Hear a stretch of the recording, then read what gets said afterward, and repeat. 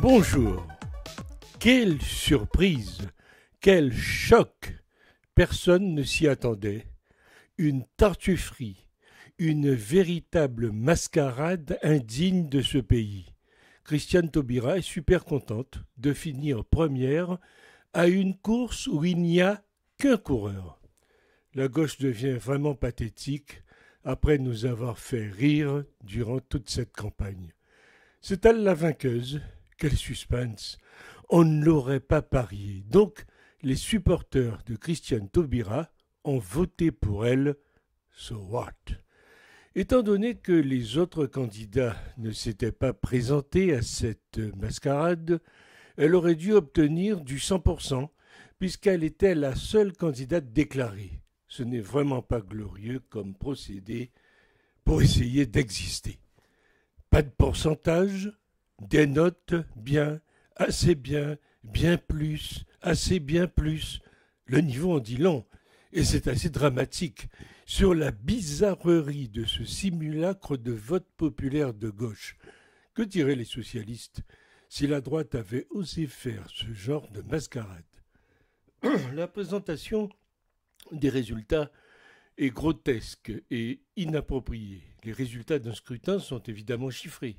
Ils sont ce qu'ils sont, et personne ne peut avoir l'outrecuidance de porter des appréciations sur les résultats des candidats au moment de leur annonce.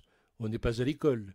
Cet épisode est ravageur, car il montre à quel point ces gens font de l'entre-soi et sont déconnectés du réel. Ils ne se sont pas rendus compte du ridicule et de la suffisance dont ils font preuve. En cette occasion, on se demande quel respect ils ont pour les électeurs. Magnifique primaire où on peut voter pour des gens qui ne sont pas candidats. La gauche suspendue au résultat de la primaire populaire hier soir aux quatre coins de Paris, qu'on va la retrouver éparpillée par petits bouts, façon puzzle. Que de promotion médiatique pour un événement qui ne représente pas grand-chose, voire rien. Mais on ne comprend pas. Comment peut-on voter pour des gens qui ne se présentent pas? Bizarre, bizarre. Par ailleurs, il faut s'inquiéter du déroulement de ce scrutin, car quand on peut créer plusieurs faux comptes en y mettant n'importe quoi, comment peut-on accepter de légitimer ce genre de fantaisie? Il y a une règle d'or à gauche. Quand on touche le fond, il faut commencer à creuser. Une candidate qui tente le plébiscite sous forme de démocratie, ce n'est pas nouveau. Mais c'est étonnant et tellement gros qu'il m'étonnerait qu'elle en profite. Les autres prétendants ne s'y sont pas trompés. À mon sens, les seuls qui pourraient en profiter sont Yannick Jadot et sa garde rouge en uniforme vert.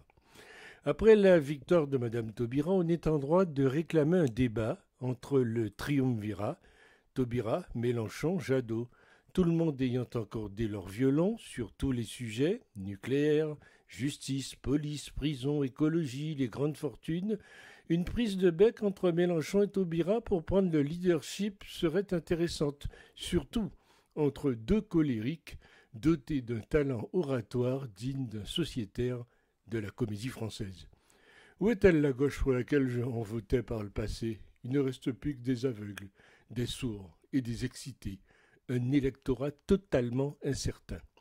Faute d'aboutir à un candidat commun unique, cela confirme l'ajout d'une personnalité à gauche en la personne de Christiane Taubira, une initiative totalement contre-productive et déconnectée des réalités, à l'image des idées de l'élite de gauche et de ses militants. Il manque encore les candidatures de François Hollande et de Manuel Valls, et la compagnie sera au complet. Et maintenant, que va-t-il se passer? Que se passe-t-il? Il y a toujours autant de candidats qui ne sont d'accord sur rien, entre une gauche pragmatique et des extrémistes.